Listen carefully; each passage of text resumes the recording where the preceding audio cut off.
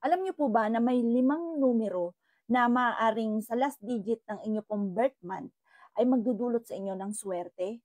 Rare po yung mga ganito, hindi lahat ng numero. Kaya kumbaga napakaraming numero po natin pero 5 numero lamang po ang mga magniningning.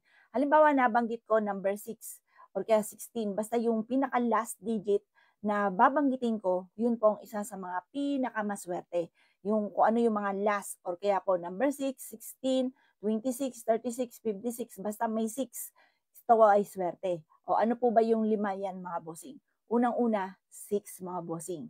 Yung 6, basta last digit, mga nabanggit ko na may 6 ang inyo pong birthday, ikaw po yung mga swerte na hindi inaasahan. Kaya kailangan pangalagaan mo dahil maaaring magtampo ang blessing sa inyo.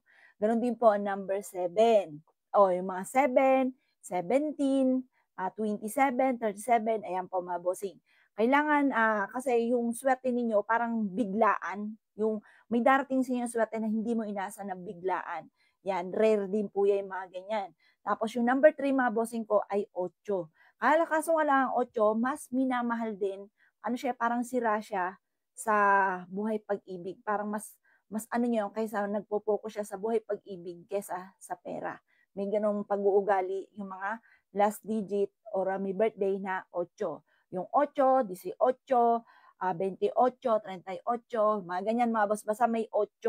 Tapos gano'n din po mga bossing ko ang number 9. Kung isa ka sa mga number 9, yan din po yung mga swerte na parang biglaan darating sa buhay niyo na hindi mo inaasahan, kailangan mong pangalagaan at huwag lalaki yung ulo.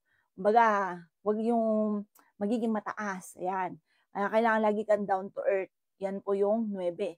Yung 0 naman mga bossing ko, yan yung mga rare na hindi inaasahan na biglang pagyaman. Kaya kung ikaw yung number 10, 20, 30, 40, 50, yan, basta 0 mga bossing, swerte po yan. Kaya kung ikaw po isa sa aking mga nabanggit, dahil hindi lahat, kagaya ng mga 4, 3, walang mga gano'n. Ano pa ba yung mga hindi ko nabanggit?